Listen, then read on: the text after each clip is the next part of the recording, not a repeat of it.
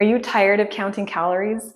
Me too. In fact, I haven't counted calories for years, and I don't think you need to either. And in fact, I think that it leads to things like disconnection with your body and an over obsession with the numbers that don't really help your health goals, and they don't really help you nourish your body. So today I'm going to teach you the two macronutrients, the only two macronutrients that I think you really need to count in order to manage your health. So first, a quick note on why I'm not a huge fan of calorie counting. And just to caveat that to say that if it's something that works for you, ultimately you need to do what works for you. So I don't want to just counter that, but just to offer to you that counting calories can actually be counter to your health goals. So for example, people who I've talked to who avoid foods that are actually really healthy for them, like avocados, because they are higher in calories, right? And so they feel like, oh, that's going to take too much of my calorie budget, and so I'm not going to eat that food. When the quality of that food to your diet and to your body is actually really high, it's worth those calories, and it's very filling, right? So it will leave you feeling really full. So it leads to behaviors that sometimes work against your health goals in favor of the numbers, which is the other reason why I don't love calorie counting, is because you are over-focused on numbers, right? You're not really thinking about how hungry you are or what you want to eat. In fact, counting calories can lead to a lot of hunger, right? Because you're always measuring and counting and thinking about how much you get to have instead of how much do I need to have and how do I meet that need, right? It's a really different mindset. How much do I get? How much do I get? Versus what do I need and how do I meet that need, right? Can you notice the energy of that? It's so much more caring and nurturing. That's the energy that you want to bring into your health. What do I need and how can I meet that need, right? And then it leads with the wrong intent, right? Counting calories really leads with the wrong intent. It really implies that there's a number that you should meet and you're reaching that goal versus that intuition to your body and listening to the wisdom, right? Which takes skill. It takes skill and time and practice to develop that. But that is where we want to get to, right? That connection with your body, being able to listen to those needs and meet those needs versus chasing a number and measuring every little bit that we eat. Okay, so then what is helpful? The two macronutrients. And so first of all, let's talk about what a macronutrient is. So a nutrient is something that nurtures your body, right? It nourishes your body. There's macronutrients and there's micronutrients. So macronutrients are things like carbohydrate, protein, fat, water. Those are things you eat in large quantities. That's why they're called macronutrients, right? That's for large. And then there's also micronutrients like vitamins and minerals, right? Those things, chemicals, things that we get on a very small micro level, those are our micronutrients, right? Which we generally don't really count at all, right? But we do tend to count our macronutrients, right? How many calories am I getting? That's the ultimate macronutrient. How much fat am I getting, right? And we're counting those numbers to manage our health. What I want to suggest to you is the two macronutrients that you actually need to count are protein and fiber. And if you're counting your protein and fiber, and I'm not talking about counting gram for gram. I'm really not a fan of that in any measure because it really does create this focus on numbers. But increasing your awareness of how much protein am I getting and how much fiber am I getting, and as you focus on those two things, everything else falls into place. And that's what we want, right? We want to keep it simple. We want to make it easy. We want to not have to over-focus, not have to measure, not have to always be planning everything out to make sure we get it right? We want to keep it simple. And as you make sure you're getting enough protein and fiber, everything else really tends to fall into place. So let's talk about how those two nutrients benefit you and how they help support and create that structure so everything can fall into place. So first, let's talk about protein. So protein, as I'm sure you know, your whole body is made up of protein, right? And getting enough protein is so important just to give that signal to your body that it's being nourished and fed, that it has what it needs to maintain the health and the turnover of all of the protein all throughout your body, right? It's not even about building muscle. It's just maintaining all the protein structure that you have. So you need to get enough protein. Protein, one of the benefits of protein, it is the most satiating macronutrient. Satiating means that you feel satisfied and full. It's really hard to overeat protein because it's so filling. And why that is, there's some theories that maybe it's a signal. There's some connection to your body that it knows when it gets the right amount of protein, which gives you the right amount of amino acids, which are what proteins are made of. to nourish your body, then those signals go off. Okay, she's had enough. I'm done, right? I don't have to eat anymore. That's one of the theories. I don't know if we know exactly why, but there are study after study shows the high protein diets are the easiest to maintain and the most filling. So that's win-win, right? So how much protein are we talking about?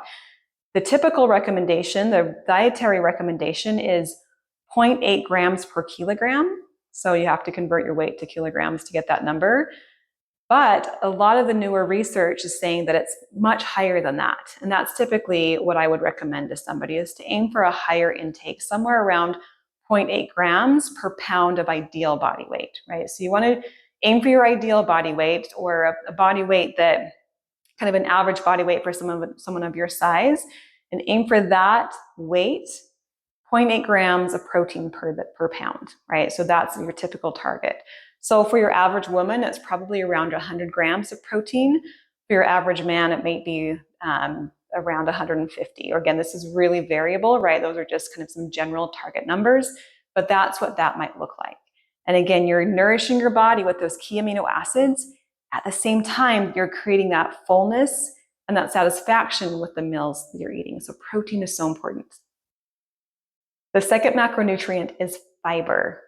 Fiber is so important for so many things. There's a really high correlation between fiber intake and health outcomes on every level, right? In terms of disease prevention, preventing cardiovascular health, preventing cancer, in promoting your immune function, promoting your digestive health.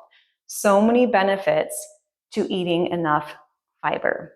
So the recommendation is to get about 14 grams per 1,000 calories that you eat. So for the typical woman, that's going to be about 28 grams of fiber a day. For the typical man, that'll be about 35 grams of fiber a day. So that's a rough estimate.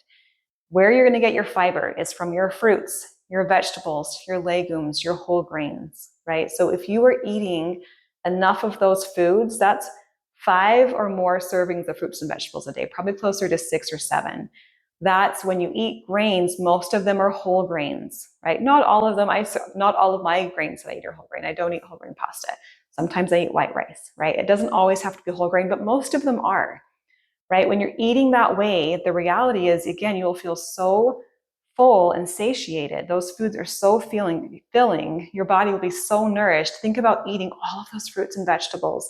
6 or 7 servings a day, your body will be so nourished from all of that richness, right? The density of those foods in terms of their nutritional value, that the rest of your diet will work itself out. If you're getting enough protein, if you're getting all of that wonderful fiber from fruits and vegetables and whole grains, there's not going to be a lot left in your appetite for the other foods, right? Some of the fun foods, which are okay to have in your diet, but in the right balance, right? That's where getting the scale weighed out with protein and fiber first can bring everything else into balance. And it will be the easiest diet to maintain, the highest nutrient density, and the most satisfying. So that's like win, win, win, right? Win all around. That's what we want to see. I always like to share some supporting skills when it comes to any concept that I teach. What are some supporting skills that can provide a little bit more structure and support as you are on this journey, right, to incorporate these ideas into your life?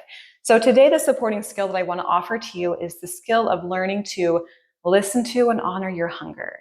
Because more important than counting anything, counting a calorie, counting fiber, counting protein, whatever it is, right, that you might be inclined to count or measure, is to listen to your hunger, listen to your fullness, right? So get in the practice of tuning into your body and just noticing, right? Just noticing, how hungry do I feel right now? On a scale of 0 to 10, none of them are right or wrong, or this isn't about judging or saying you got the right number. It's about learning your body and learning your system. 0 to 10, am I 0, famished, I'm so hungry I can eat an elephant, or am I 10, I'm so stuffed and uncomfortable, I don't want to eat anything, I don't want to think about food at all, right? Or am I neutral in the middle, 5, right? Where do I fall on the scale? And what does that experience feel like in my body? And as you can attune to that, that will be your secret weapon, regardless of what you're eating, right? If you know how the food affects your body, if you know what it feels like when you've had enough, you don't have to count anything anymore because you have attuned to that response in your body. And eating, this is the good news. This is where this all pairs together. Eating enough protein and enough fiber helps attune and refine and augment those fullness signals. So it's helping you in that process of reconnecting to your body. So it all kind of fits together, which is really cool. So practice that skill of just noticing without judgment what your body feels like. What is its hunger level? What's its fullness level? And what is that experience in your body? Okay, so to pull this all together, rather than counting calories, focus on getting enough protein and enough fiber. You don't even have to count them. Just make sure you're getting a good quality source of both of those macronutrients at every meal. And as you're eating enough protein and fiber, you will feel nourished, you'll feel full, you will feel satisfied, which will make everything else in your health goals much more easily fall into place. It's a win all around. Thanks so much for being here. Don't forget to click subscribe for more videos on ways to live a life of health and well-being that are centered in cultivating body wisdom, self-trust, and building respect for your body and peace with food. You can also go to nourishwhoyouare.com to sign up for a free coaching session. Coaching can be a really powerful tool to support you on your journey to drive lasting, permanent change in your life. So go and sign up for a free session and see if that will be a good fit for you. The link is in the video description, nourishwhoyouare.com. Again, don't forget to hit subscribe, and I will see you in the next video.